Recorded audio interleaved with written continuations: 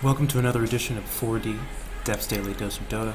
I'm your host, Michael the Fastest Plumley, where you never know where I'll be, but I like to take some time out of my day, usually about an hour, to enjoy a Dota match, learn a little bit about the game, learn a little bit about the players, and hopefully improve our own play along the way. Today's match comes from the Korean Dota League, Season 2. It's a Tier 2 match between MVP Hot 6 and Monkey Spanner. We're at the end of the picking phase right now. One more pick is coming out from our Monkey Spanner team. Let's hop into the game and see what happens. You can see here, the last pick is now coming out. Reserve time. 10 seconds. 5 seconds remaining. Radiant team pause pick. it just for a moment to take a note of the overall compositions here. You see 3 intelligence characters for Monkey Spanner. Not surprising they ended with an agility character. This will probably be their carry. Tenbird already picking it up. And for MVP Hot 6, we see a nice combination. 3 strength characters, 1 agility character, and 1 intelligence. If you are wondering what to choose in some of these drafts, I always recommend trying to make a combination of the characters. Dota is designed as a bit of rock, paper, scissors between the intelligence, strength, and agility characters. More on that as we get into the game.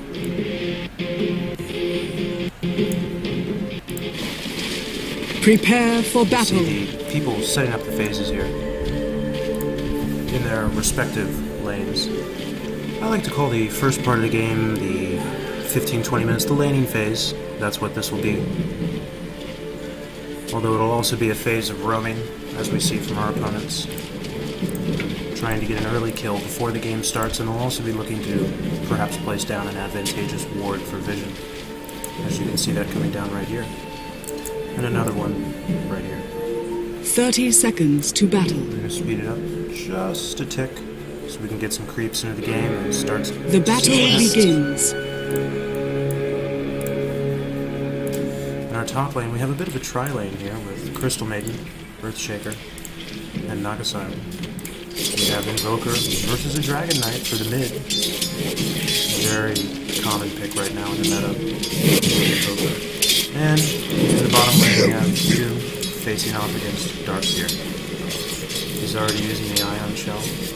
Great opening ability for the hard lane if you are by yourself with little help. A lot of extra damage will help you with the last hits, although it is magical damage. So keep that in mind, depending on who you're facing.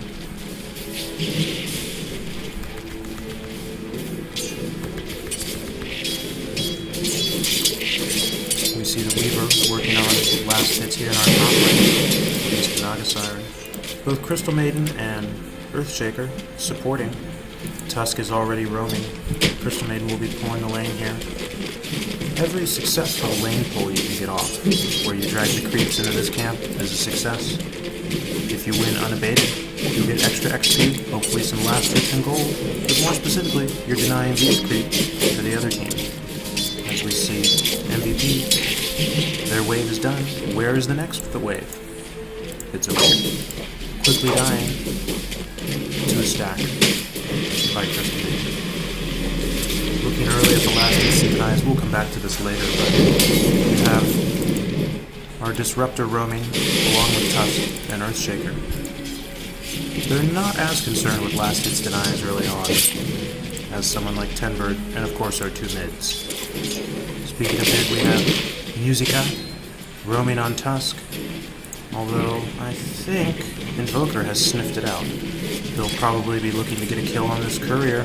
There's the Sage Mask, he's moving in, juking the courier away. Very smart move there. Hiding in the forest.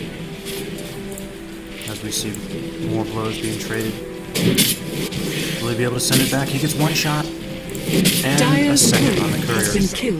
Though he will concede the first kill. Not a bad trade, I would say, since your whole team gets gold, whereas only the gold goes to the person who kills in this case. Coming back to the top lane.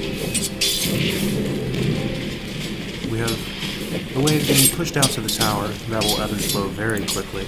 We have in the bottom lane our Darkseer using the Ion Shell to clean up a wave of creeps behind. As we see, this wave will also be pushed to the tower. Flying Courier and Boots coming up for our Dragon Knight. He already has a bottle and a double damage rune, as you can see. No doubt Crystal Maiden will want to get some more pulls here. I'm a bit surprised that he did not go to the early mana regen. Although with the lack of Crystal Maiden in the pro meta, I'm not surprised at the deviation in builds. Bit of damage going off on Crystal Maiden, that'll force him back. Naga is a bit low as well.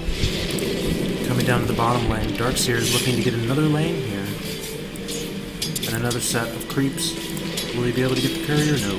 And the bottle will cleanly go to MVP Carl. That early flying courier is being very clutch. As we see a bit of posturing here. Radiant's bottom tower is under attack. Surge will let him easily get away. Looking back at the last hits denies, he's actually, our Darkseer top, we're tied in the bottom lane with last hits. Coming to the mid here, we see a rather even show between Invoker and Dragon Knight so far. Earthshaker is looking to get something done. The hero levels are relatively low for the supports. It looks like Crystal Maiden has picked up the 1 point in Arcane Brilliance. And I would have liked to have seen a lane pull right here. He may be a little apprehensive, wondering where Tusk is. Does not want to concede an early death on Crystal Maiden. Already very slow at 280 movement speed. Not much ability to get away. Looking back, Doom is now level 6. So this will be a key time for him. Ion Shell going off. He gets the bottle back in. He does have enough mana for that Doom. Another Surge going off. He's going to want to pick off another set of lane creeps. What will Doom do in retaliation? He's getting close. The Doom goes off, and good luck surging away, Darkseer. What a shame. 300 movement speed compared with 340 from the early boots, so Doom should claim the kill Dire's on structures Darkseer. are fortified. Radiant's bottom tower is under And a quick attack. 245 gold going away of Doom. Tenbird continuing to farm up. He does have his bracers so far for a little bit extra staying in lane. However, Weaver has also picked up a lane. We see Crystal Maiden roaming. Not sure if she'll want to lane pull again. Probably a little apprehensive where Tusk and Disruptor, they are both roaming, looking for some kills. Invoker senses that and is being pushed back into his tower and into the forest. As Darkseer, surging back down to the bottom lane, wants to continue to contest it against Doom. He, however, instead will rotate to get this bottom rune. Tenbird continuing to farm. As we see a death on the Crystal Maiden very slowly. More DPS coming out on our Earthshaker. Tusk is getting low. He runs away. The death goes on to Earthshaker. Invoker will be able to claim the kill on Tusk. A double kill going his way. Radiant's bottom As Doom tower is rotates under back to the attack. bottom lane with his ultimate in 15 seconds. And it will be ready again. He's at about 1,000 gold. Looking pretty heavy on the net worth chart. That early kill did help him extensively. It looks like he wants to go again, but he will wait. The next fight will not be good for Darkseer. He could use a pair of boots, though it does not look like he's building into that. He has picked up his soul ring though. As we see some roaming from our supports here again. I'm assuming this should pull to the lane, where he will use Frostbite to get a very quick 70 gold as soon as he DPS's it down. Very good rank 1 ability on creeps, 56 gold. As we see Earthshaker from the bottom. Another Doom goes off on Darkseer. He is denied by Earthshaker. He definitely should pick up a pair of boots so he can actually outrun the Doom. Dire's bottom When he tower has a is cast under on attack. Because of those 2 deaths, however, he's up to 46 last hits, and Carl chooses to roam. As Tusk picks up some extra Radiant's middle gold tower is under attack. in the bottom lane. We have a fantastic Sunstrike. However, the counter kill is claimed. Crystal Maiden 280 move speed. Good luck getting away from that. A second death goes the way of Crystal Maiden. And Darkseer will be surging away, but a quick stun coming out. He's a bit trapped. I think that might have been a desperation void wall. We'll force them away. Another Dire's Sunstrike bottom tower claims is the under kill attack. on Dragon Knight. Naga using the bottle does not want to leave the lane right now. Definitely needs more last hits. And an early song going off as he sees the double rotation coming out from MVP. Radiant's Excellent middle defensive use tower there to get is under away. attack.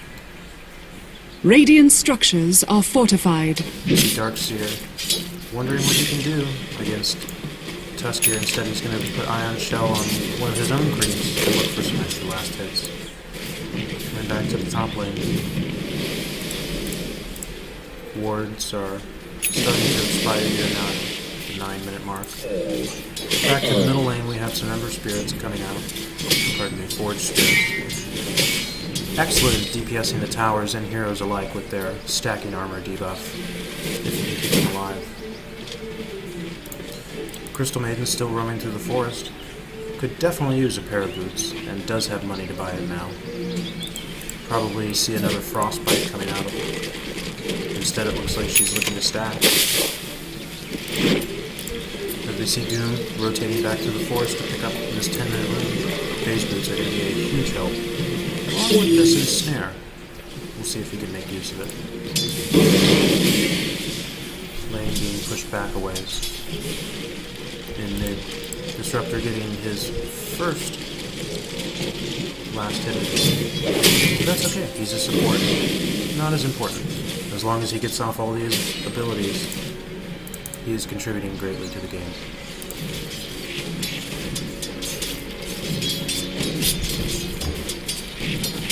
A bit of a lull here. We see Darkseer forced backwards. Tusk is porting. He's joining the fray top. Looks like they want to put on some aggression. And I don't blame them. Looking at the hero levels, we have Crystal still very low.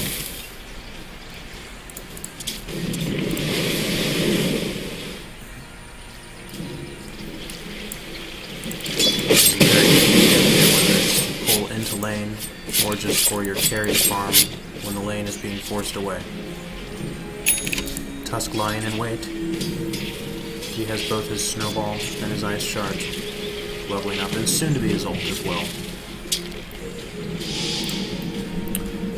Bottle coming in the way of Naga, along with a recipe for our Darkseer, the Buckler, who will presumably be getting mech within the next 10 to 15 minutes. Kill goes on the Dragon Knight, we missed that. Again. A key Sunstrike coming away of Invoker. He's up to 5 kills now. As we see another beautiful deny coming out for our Earthshaker in the dark Seer. The Doom you could say is wasted, but Radiant's nonetheless middle it's still tower able to is stay under in the attack. lane, get extra last hits. Force Dire's creeps onto bottom the tower, tower is and under he'll be attack. rewarded with a double damage rune. Radiant's 12-minute middle mark. tower is under attack. As we see the middle tower quickly forced down. with the help of Radiant's these middle forged tower spirits. has fallen. Crystal Maiden farming away with her one ability. Dire's Would top like to see a tower little is bit under more attack. Use out of that, or at least perhaps a few more points in the arcane aura to help out someone like Naga. Midas coming away as Invoker. Looking at the net worth chart quickly, we see Naga, who, as mentioned earlier, is going to be the main carry for MK. A little low on the net worth chart. Probably start working on that Radiance soon, now that she does have Bottle on Bracer and Boots. Weaver working on his Ring of Aquila.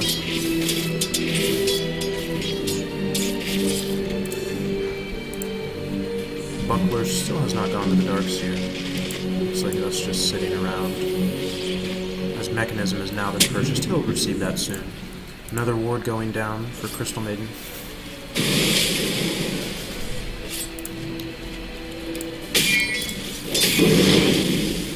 As you can see, a lot of the lanes are getting to a bit of a stalemate here. Top hero level with 11 for Doom, along with Invoker. Excellent vision, I would say, for both teams. Our Radiant team has at least one covering the room, and another covering a couple farm spots. As well as the Dire having good coverage at the bottom room, and this recently placed one by Crystal Maiden. Item coming in for our Invoker. You saw him just pick up his Force Staff, as there are sentries going down to Tusk.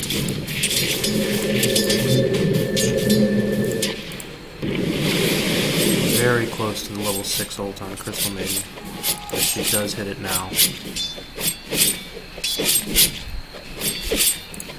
Then we see more farming coming out for our Naga Siren, up to 1800 gold. He's still 1500 away from his first part of Radiance. And we see several members of MVP looking to stack up in the forest and put a dent in the net worth of Timber. It looks like he's smelled it out, though. Defensive ward from Crystal Maiden. I actually don't think she picked up her ult yet. It is very expensive. Snowball coming out. Defensive song. Very well played as we see Forts coming back in. A wall coming down. Meteor doing lots of damage. There will be 2 quick kills coming out, and then a third with the Weaver falling. Dragon Knight blowing his ult, looking away, but he will fall as well. However, there is an ult on the Darkseer. Not enough to kill him this time. He should stay alive. And that was a 4 for nothing. Not even the tower being claimed for MVP. Looking at the net worth chart, however, we still have Doom doing fairly well. Radiant's top tower is under attack. Radiant structures are fortified. Ice shards looking to trap out Darkseer. They would like to force a port, and as you see they have, they'll probably back up now as they retreat into the forest. Invoker switching bottom lane, hoping to get some pressure and perhaps claim this tower, already at half health. Doom looking to get some extra CS and mid. Probably will pick Dire's top tower has been denied. If he goes the right direction. Tenbird looking to farm further. He's about 2 or 3 minutes from that Radiant's first part of bottom Radiance. tower is under attack. As we see Crystal Maiden here coming to help. Still has not picked up the ult. Invoker looking to transition back to mid. And we see it will be Dire's middle tower Tusk is under attack. rotating as well. He does have his Walrus Punch ult. Quite a bit of burst DPS, as well as that slow. We'll see if he puts it to good use. His Ice Shards have already been very well played. And as we see on the net worth, we have everyone up above level 6. Though Crystal Maiden has still not claimed her ult. 200 mana, though, would be half her mana pool early on. Something to keep in mind. Dragon Knight looking to push forward. He does have his ult pop. Darkseer pulling the mobs away from the tower. But there is a multiple person transition coming in. Doom moving in. Dire's bottom Doom's for tower is Darkseer. under attack. Crystal Maiden coming in. Very low HP. And there's the Walrus Punch. Claiming its first victim. Dire's bottom Carl, tower however, is does under get a attack. kill. The tower's down to about 150 HP. Darkseer with that quick buydown. He will get a deny out on the tower. However, Invoker claims a kill on both Disruptor and Tusk. And all the meanwhile, Naga Siren is farming. Lots of bottle crowing too. She could definitely use it. If only there was an ability that gave her team mana regen.